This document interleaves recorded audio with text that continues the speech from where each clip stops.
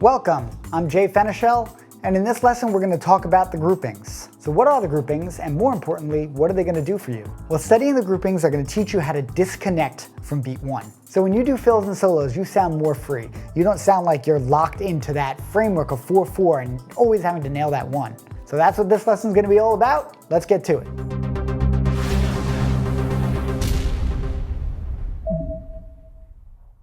You know when you hear a young drummer playing and they're just kind of doing a groove, and if they do say like a 4-bar solo,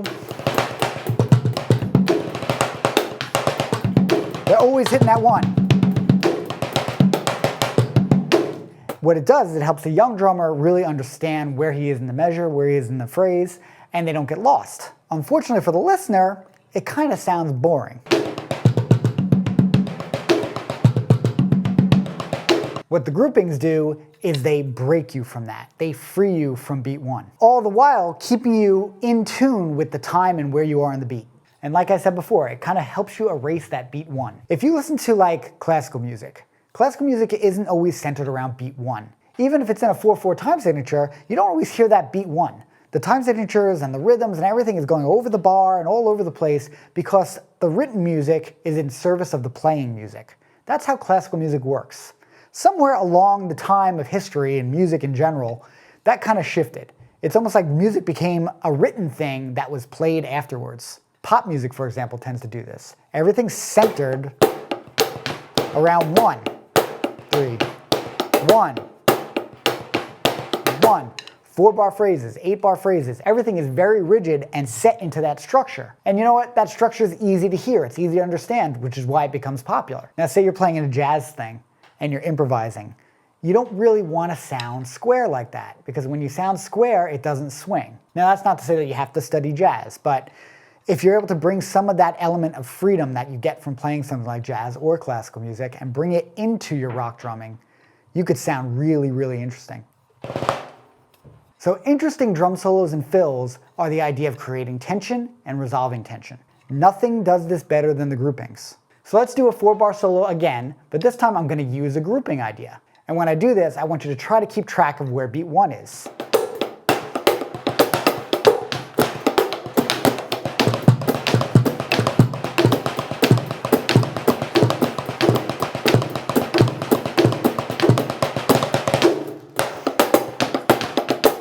Now you notice when I played that phrase, it sounded like I was just doing this sticking over and over again.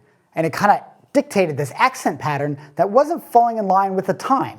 It was just kind of permutating and falling all over the beat. At the end of the 4-bar phrase, I nailed that one. But you notice it wasn't very obvious. If you really weren't counting and tapping your foot and paying attention, it'd be very hard to decide where the time went. But then at the end, it resolves and I hit that beat one. Sometimes in music, when you're playing, it's better to subvert those expectations. You know, that subversion makes it kind of interesting.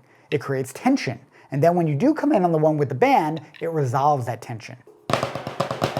Okay, so at this point you might be asking yourself, what is he talking about when he says groupings? Groupings of what? Are we talking about groupings of notes? Well, not exactly. We're not talking about notes, although notes have to be there because everything has to be a kind of rhythm. If you're not using a rhythm, you're really not doing anything in time. When I say grouping, I'm talking about how many notes in between accents. So a group of 2 would be 1, 2, 1, 2, 1, 2, 1, 2. A group of 3 would be 1, 2, 3, 1, 2, 3, 1, 2, 3, 1, 2, 3. Notice this is not a rhythm. This is just a pattern of hits. 1, 2, 3, 1, 2, 3. A group of 4 would be 1, 2, 3, 4, 1, 2, 3, 4, 1, 2, 3, 4. A group of 5 would be 1, 2, 3, 4, 5, 1, 2, 3, 4, 5, 1, 2, 3, 4, 5, and so on and so forth. I think you get the idea. Hopefully you do. So yes, the framework of all groupings has to be supported by a rhythm. And just to keep it simple, let's make that rhythm 16 notes. 1E and a 2E and a 3E and a 4E and a 1. Now, if you're used to playing 16 notes, you know that they're grouped in 4s. That means if I accented every 4 notes, 1, 2, 3, 4, 1, 2, 3, 4, 1, 2, 3, 4, there's my grouping.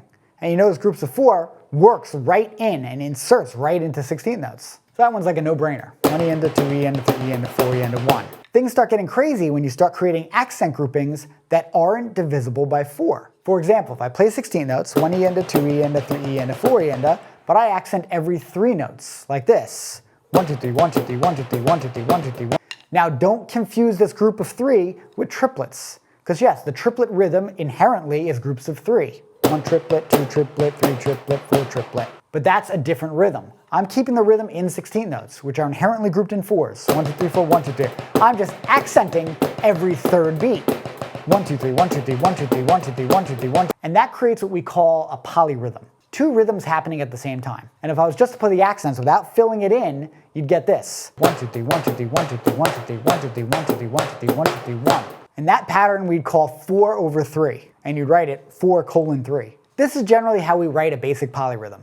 And the way you interpret that is the first number defines the rhythm. So the first number is 4. So rhythms that are grouped in 4s are generally 16th notes. So the 4 represents 16th notes. And the second number tells you the grouping. It's going to tell you how the accents are going to be grouped. In this case, they're grouped in 3. So every third note is going to be an accent. 1, 2, 3, 1, 2, 3, 1, 2, 3. So the 4 stands for 16th notes. The 3 stands for groups of 3. And that pretty much works across the spectrum of polyrhythms. 6:4 would be 16th note triplets, because those are inherently grouped in 6, in groups of 4. 4:5 would be 16th notes in groups of 5. And you can do this all across the rhythm chart. The trick now is figuring out the framework or the pattern that this creates. And every grouping creates its own unique footprint. And what you have to do as a drummer is study and ingrain each of those footprints into your playing. Now you could go through the entire rhythm chart and practice your groupings inside of every single rhythm. And I'm telling you right now, that's a ton of work. That could take you a lifetime to develop all those different combinations of groups inside of every rhythm. So what I like to do is I like to consolidate as much as possible, and I like to think about 2 rhythms. There's 2 rhythm possibilities. Either straight rhythms, which are based on 16th notes, or triplet rhythms, which are based on 8th note triplets. Once you figure out all the groupings inside of 16th notes and 8th note triplets, you can figure out all of the rest of the rhythms, generally. Of course, it could get weird, but just to keep things simple, let's not take it too far out. Now, based on that, I've created a chart. I call it the grouping chart. And the grouping chart is going to outline the framework of all the different groupings inside of each rhythm. So if we talk about 16 notes and you accent every 2 notes, you're really accenting the 8th note, right? 1, and 2, and 3, and. So yes, that is a grouping, but it's not an odd grouping. It doesn't permutate or move across all the beats. I don't know if you remember your math from, 8th grade or whatever. They define a permutation as a sequence of numbers that stays the same no matter where you start. So for example, if the sequence was 1, 2, 3, 4, and you did the first permutation, it would be 2, 3, 4, 1. The next permutation would be 3, 4, 1, 2. And the final permutation would be 4, 1, 2, 3. So you keep it the same order, you're just wrapping it around from a different starting point. And what's absolutely killer about the groupings is that they permutate themselves. They put you in every single position. A group of 3 starts 1E end. The next permutation would be a 2E. The next one would be end a 3. And the last one would be E and a. All together, 1E and a 2E and a 3E and a. And then it repeats. So to start studying the groupings, you want to work on the ones that are not divisible by 4. And the first one to start with would be your group of 3. In college, we call this pass the f***ing ketchup. Now to keep everything a little more PG, I'm going to change that to pass the flippin' ketchup. But just do the accents, pass the flippin' ketchup. Pass the flippin' ketchup. That's just something to help you feel the pattern. 1E and a 2E and a 3E and a 1E and a 2E and a 3E and a 1, a 2 and 3E. 1, a 2 and 3E. Now if you listen real carefully, you'll see a pattern there. Basically, it's 1E and a, the way you count 16th notes, backwards. 1, a, and E. 1, a, 2, and E. 1, a, and E. You also might notice that it takes 3 beats to come back to the downbeat, which is why I'm playing in 3/4 time. Now, of course, you don't have to play it in 3/4 time. You could play it in 4/4 time, and then it's permutating even further. So 1, a 2, and 3E, 4, a 1, and 2E, 3, a 4, and 1E, 2, a 3, and 3, 1. Now, since I did that in 4/4, you might have noticed that it took 3 full measures to come back to beat 1. And your job as a drummer is to memorize that framework, is to practice it. And oddly enough, the way to practice this is not so much about what you're playing. It's more about how you're counting. Because the trick here is not to get lost in the accent. Because your ear starts playing tricks on you when you start doing groupings. You start hearing those accents as a new time. You start hearing them or feeling them as a different tempo. Now in music, we call this metric modulation, and it's something that you can use. But it's much more advanced than what we're talking about here and something to do in a different lesson. You don't want to get stuck in the metric modulation. You don't want your ear to get caught in the accent. You want your listener's ear to get caught on it. But you want to be aware of the time. the time is the most important thing. So when you practice this, the most important thing to practice is the time, or the count. So the first way we're going to practice it is just to count in 16th notes. 1 E and a 2 E and a 3 E and a. You're going to count every single note and try to accent all of those different beats as they move backwards through the time. 1 E and a 2 E and a 3 E and a 1 E and a 2 E and a 3 E and a 1 E and a 2 E and a 3 E and a 1 E and a 2 E and a 3 E and a 1. Now to develop your internal clock, the next step would be to try to count those 16 notes in your head, but vocalize the 8th note count. So you're still thinking 1 E and up here, but you're vocalizing 1 end, 2 end, 3 end. That's going to sound like this. 1 and 2 and 3 and 1 and 2 and 3 and 1 and 2 and 3 and 1. You notice all the while I'm keeping time with my feet. I got the hi-hat playing quarter notes. You can have the bass drum playing quarter notes because I want that quarter note time to really be ingrained in my body. Remember, you want the listener to get lost. You don't want to get lost as a player. The last way to practice counting, again, is to count 16th notes in your head, but only vocalize the quarter note, like this. 1, 2, 3, 1, 2, 3. You notice now, I'm just counting what I'm doing on the hi-hat. 2, 3, 1, 2, 3, 1. And of course, when you get good at that, eventually you could change that time signature back to a 4/4 and practice doing it over the measures, which is another reason why I love to practice groupings, because it puts your accents in every strong and weak beat position in combination. And it's just built right into the exercise. So you don't have to think about permutating all these things in different positions. It does it for you. So let's try this in 4/4 time as a trading fours exercise. I'm going to play a little faster, but I'm going to count quarter notes the whole time. 1, 2, ready, go. 1, 2, 3, 4. Here we go. 1, 2, 2, 3, 4. 3, 2, 3, 4. 4, 2, 3, 4, 1. Now by doing that, do you notice I'm able to really focus on what measure I'm on in addition to where I am in the time? I was able to count 1, 2, 3, 4, 2, 2, 3, 4, 3, 2, 3, 4, 4, 2, 3, 4. If you have to count 1 E into 2 E into 3 E into 4, 2 E into, all that counting in your brain just starts gumming everything up. The goal is to be able to count and feel the time almost organically. And from practicing this, practicing the counting, practice singing and vocalizing the count, that's what develops that internal clock. So eventually when you're playing with a band, you could do stuff like this and not get lost in the time. Now you want to take that process and duplicate it for each grouping inside of the framework. Now of course the even groupings are not going to be hard to practice, like groups of 4.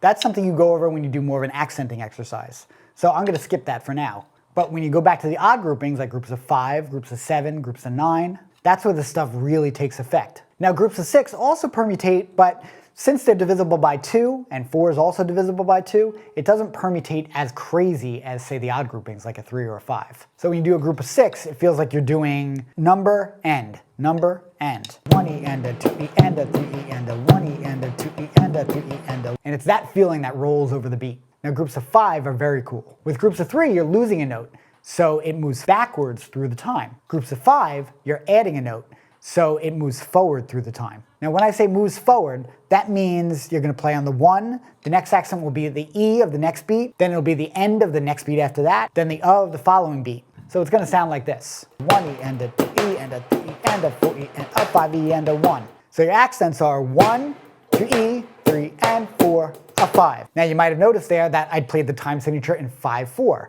because it takes 5 beats for this grouping to come all the way back to a downbeat. So when you play it in 5/4, it comes right back to the 1. And again, that's the framework. The way you would practice it is counting that in 16th notes and holding it, counting in 8th notes and holding it, counting in quarter notes and holding it. And when I do this with my students, I make them hold it for a solid minute. They gotta hold it and not mess it up and keep it rolling over the beat for a solid minute. Then I make them go into 4/4 and try to hold it for a solid minute. Of course, if you play it in 4/4, it's going to take 5 full measures of 4/4 to come all the way back to the 1. 1, 2, 3, 4, 2, 2, 3, 4, 3, 2, 3, 4, 4, 2, 3, 4, 5, 2, 3, 4, 1. Now, we talk about groups of 7s, they're also going to move backwards, just like groups of 3, but they're a lot longer. So you're never going to confuse a 3 and a 7. So even though the framework is 1, and E, It's a long 1 and E. Sounds like this. 1 E and a 2 E, a 3 E and a 4 E, and a 1 E and a 2 E and a 3 E and a 4 E and a 1 E and a 2 E and a 3 E and a 4 E, 1 E and a 2 E and a 3 E and a 4 E and a 1. So 1, 2, a 3, 4, and 1, 2 E, 3, 4, and so on and so forth. Groups of 9 are going to move forward just like groups of 5, but they're also going to be really long. It's going to be 1 E and a 2 E and a 3 E. Now, for myself, I don't practice past groups of 9 when I do these kind of exercises. That's kind of my cutoff.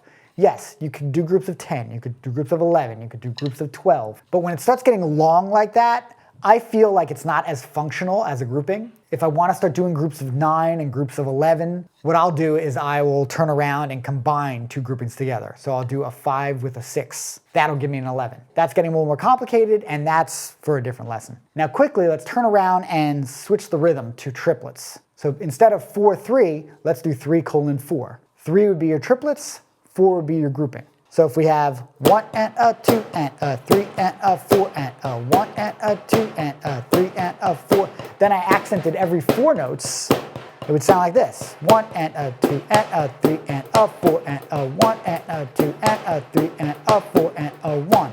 That could also be referred to as a half note triplet. But once again, anything that's not divisible by 3 is going to permutate or move over the time.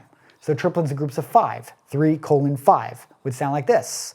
1 and a 2 and a 3 and a 4 and a 5 and a 1 and a 2 and a 3 and a 4 and a 5 and a 1, and so on and so forth through the entire grouping chart. Now again, you want to be able to count that in triplets, and you want to be able to count that in quarter notes. You don't have to count that in eighth notes because an eighth note count doesn't really work inside of triplets.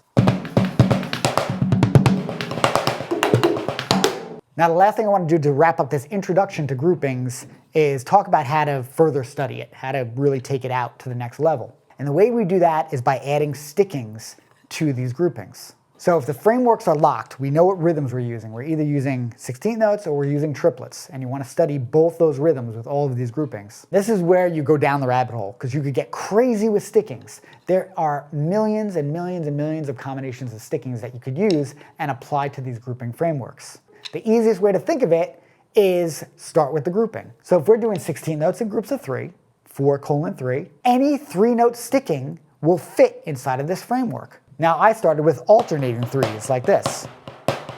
But what if we just did 3 rights and 3 lefts? 1, 2, 3, 1, 2, 3, 1, 2. You could go back and practice 4:3 with that sticking. Now, unfortunately, when you do this, when you change the sticking, you have to reset the clock and practice your counting from 16th notes, then do it in eighth notes, then finally in quarter notes. So 1 E and a 2 and a 3 E and a 4 E and a 1 E and a 2 E and a 3 E and a 4 E. 1 and 2 and 3 and 4 and 1 and 2 and 3 and 4 and 1, 2, 3, 4, 1, 2, 3, 4, 1. Now I did that really fast, but in general I would hold each one for a minute. Now let's change the sticking again. Let's do right, left foot. Ready, go. 1 E and a 2 E and a 3 E and a 4 E and a 1 E and a 2 E and a 3 E and a 4 E and 1 and 2 and 3 and 4 and 1 and 2 and 3 and 4. 1, 2, 3, 4. 1, 2, 3, 4, 1. Change the sticking, reset the clock. Same thing goes with groups of 5. Let's try 1, 2, 3, 4, 5. Right, left, right, left, left. Right, left, right, left, left. Ready, go. 1 E and a 2 E and a 3 E and a 4 E and a 1 E and a 2 E and a 3 E and a 4 E and a 1 and 2 and 3 and 4 and 1, 2 and 3 and 4 and 1, 2, 3, 4, 1, 2, 3, 4, 1. And once again, I would hold each one of those counts for a solid minute. Really try to get it under my hands and get it in my head. Now you got to ask yourself, how many 5-note stickings can I come up with? And the answer is, it's almost endless. Especially when you start thinking about all the ways you could apply sticking to the drum set. You have different sound sources. You have single strokes, you have double strokes, you have flams, you have buzzes, you have feet.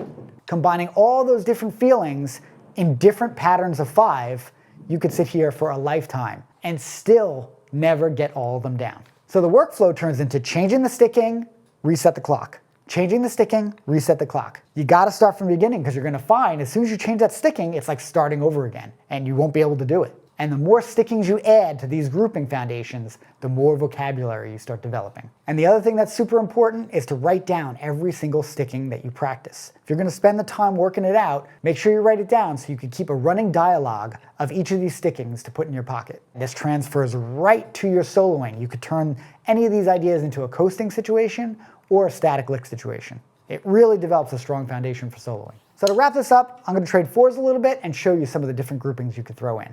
1, 2, 3, 1, 2, 3, 2, 3, 4, 1, 2, 3, 4, 1, 2, 3, 4, 1, 2, 3, 4.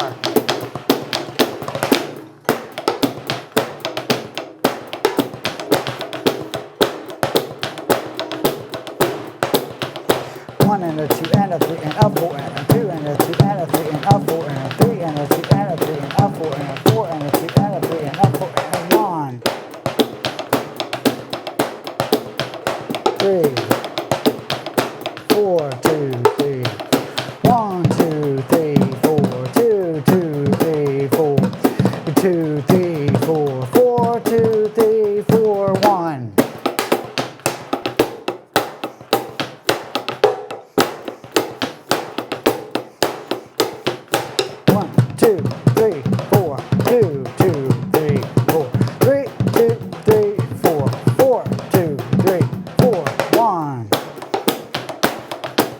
That's how you'd apply the groupings. Notice how it erases beat 1 and you have freedom to just move over the time. You start applying that inside of your soloing, you could come up with some very cool things. So how would you apply these groupings? Is this something that you already kind of have under your belt and you've worked on some ideas? I'd love to know how you're doing it. Leave me a comment below and let's discuss some groupings. And until next time, remember to always practice with purpose. And if you dug this lesson, do me a favor and throw it a like. And if you want to keep up on all the lessons I have coming out each week, make sure to subscribe to the channel. And finally, let me know who you are and that you're here by leaving me a comment. Thanks again, and I'll see you in the next lesson.